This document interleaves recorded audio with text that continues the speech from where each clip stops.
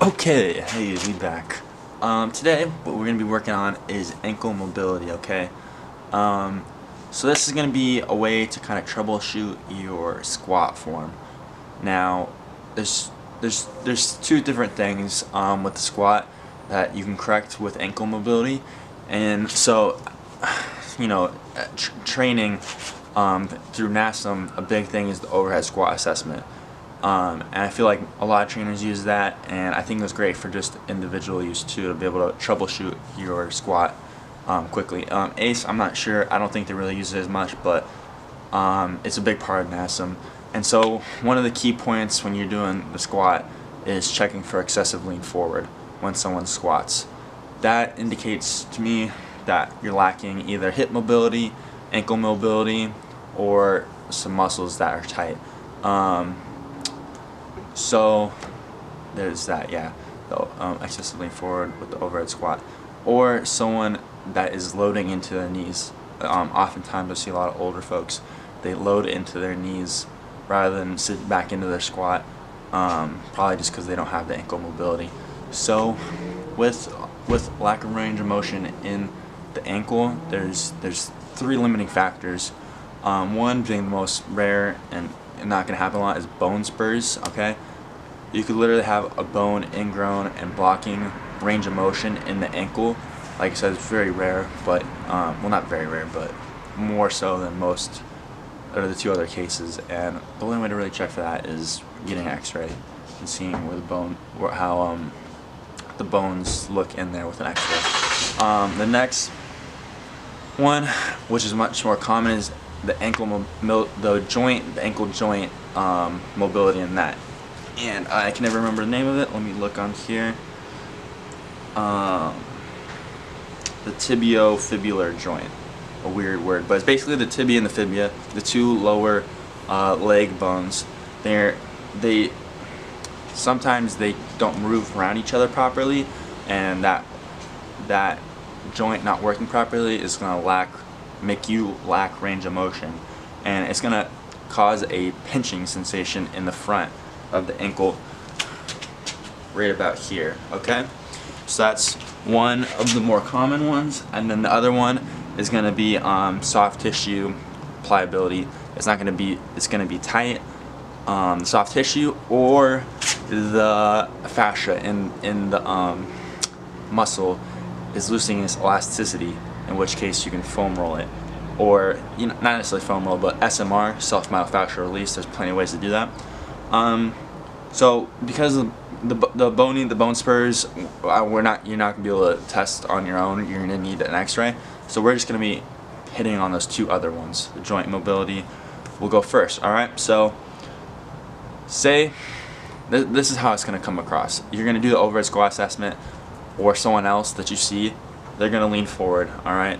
Or they might lean forward. If they do so, it's either joint or ankle joint mobility or hips, most likely.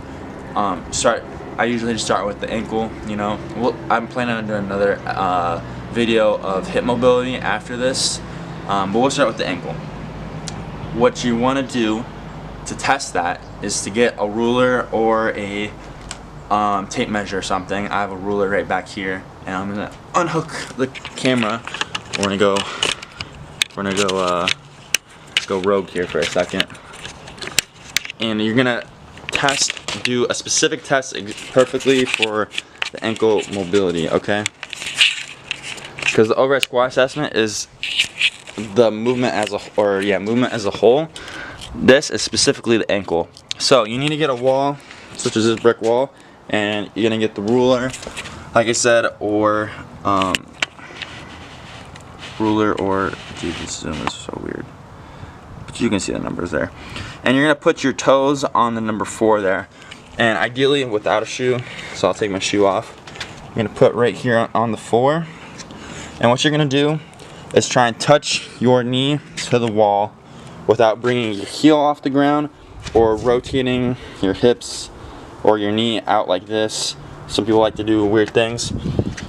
So just right here, lean forward, keeping the heel on the ground, and trying to tap the wall with your knee while keeping the heel on the ground. Okay.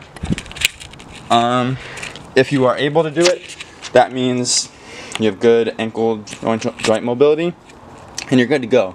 And then just go to the hips and check that. If you're not able to, most likely one of two things is going to happen. You're going to do it and you're going to feel that pressure in the front right here, and that's going to be the ankle joint, and you're going to have to mobilize that using bands, or you're going to do it and you're going to feel it strain back here in the muscle. And with that case, you're going to do some SMR, okay? So first we'll do the band. So I have my bands right over here. Let me take my other shoe off because it feels weird walking around. And let me cut this and find a good anchor point, and then we'll be back, alright? Alright, so I found an anchor point right here. Now you're going to have to get a band such as this. This is about 1 inch in diameter, or width. And you want to get maybe about this size or maybe a little bit bigger. You don't want to get too thick because then it's just going to be too much tension to overcome. So basically, you do your test like we talked about, and you feel the pinching in the front. We know it's a joint, and so we want to fix this joint by basically pulling on the tibia to allow for better joint movement.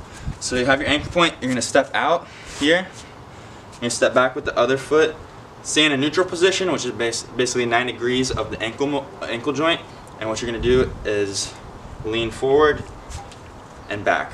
And what you're doing is going into dorsiflexion.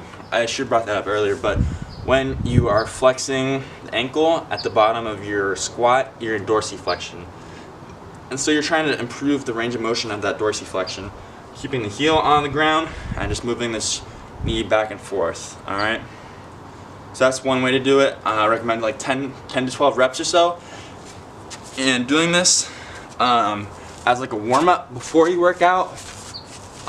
Say you're doing like leg day, you're doing some squats, doing that before as movement prep, or just kind of once a day, you know, as often as you can do it, just to help move along the process faster. There's that, and then there's also internal rotation, self-manipulation. You're gonna go, so same thing in a dorsiflexion, but you're not using the band. You're just gonna use your hands and internally rotate the tibia. And you're not gonna really feel much, but trust me, it's rotating internally in there. But don't rotate it so your knee moves, because then the movement's coming from your hip, and you're not trying to mobilize the hip joint right now. You're just trying to mobilize the ankle joint. So go into dorsiflexion and get a good grip on your calf and internally rotate, and then reset to neutral, dorsiflexion, rotate in. All right. So those are two different ways to improve the joint mobility, okay? Now we'll go into soft tissue with ankle range of motion, all right? So this is a very key point right here. When you are lacking ankle mobility at the bottom of the squat, you have to understand that the knee is flexed as well, right? So a lot of people think it's your gastrocnemius, the big calf muscle up here that's limiting your range of motion, and they roll that out. Your gastroc only affects dorsiflexion when your leg is straight, all right? But when you squat, your knee isn't straight, right? It's flexed. So that is not the muscle that is in question here. So this is a superficial muscle. It's right on top. We want to get into those deep muscles, such as the soleus, the posterior tibialis, and a bunch of other little tiny muscles in there. So let me move this and set it up so it's against the chair, or the whatever this is, bench. And I'm gonna sit here and kind of show you how to do this SMR on yourself. So I talked about self-myofascial release. Basically, it's just giving yourself a massage. So if you ever had a massage, you would know, like, the masseuse is like, oh, you feel really tight right here, right? Those are called trigger points, and those are points where the fascia is kind of built up, losses elasticity, and the fascia, if it's not elastic, it will restrict muscle movement, all right? So we want to break up that fascia and get the blood flow in and allow for muscles to move more efficiently. So these are deep muscles, like I said. Foam rolling is really good for getting superficial muscles, but it's harder to get deeper muscles. So I said the soleus and the posterior tibialis, you're gonna have to palpate or feel for the tibia bone. All right, it's the big bone and the lower leg. All right, you have the tibia, and the fibia is the lower, smaller one on this side. But you're gonna feel like that's a shin bone, right? So you feel that shin bone. It's really hard. You can hit it. So you're gonna feel for that. So the front side, and then you're gonna go medially towards the inside, and try and get down and underneath that bone, and really just push on it with the thumbs and massage it out. And it's gonna be more towards the bottom end of the leg, like right around here. And I have to work on this myself. I kind of lacked ankle mobility. This is kind of how I found out about it, because I was like, just my ankle mobility is not very good, and so that's why I came across this research. And you know, I was like many people. I would just foam roll the gastroc, and that's it. I wouldn't do any kind of ankle mobility, which it turned out I didn't need to do, but it could have been an issue for me. And then I definitely didn't do any of this, working on these muscles right here. And mine are actually really tender. There's definitely some trigger points in there.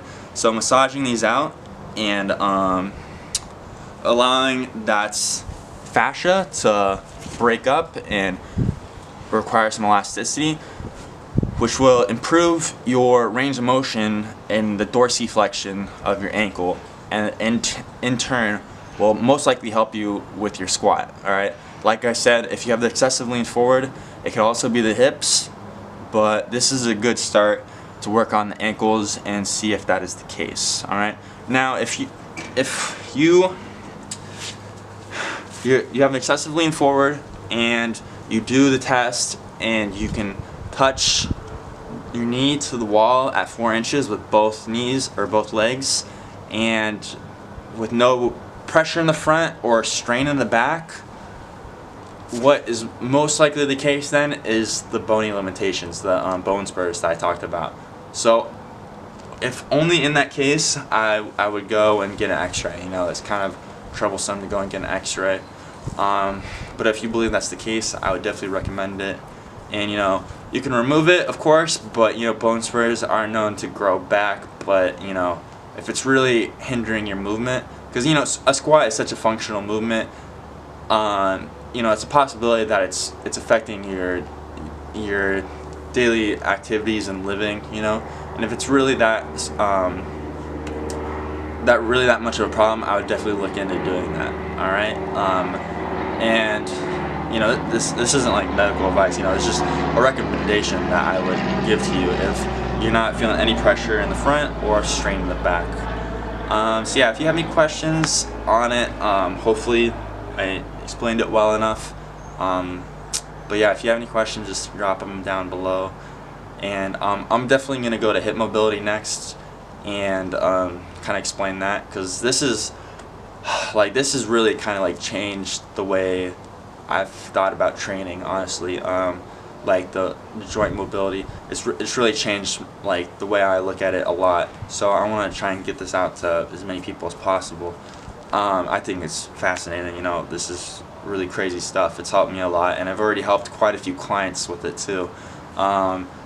So yeah, I'm just rambling. But any questions, comments, concerns, feedback, constructive feedback, I'd really appreciate that. Drop them down in the comments. And you guys have a nice day. Bye.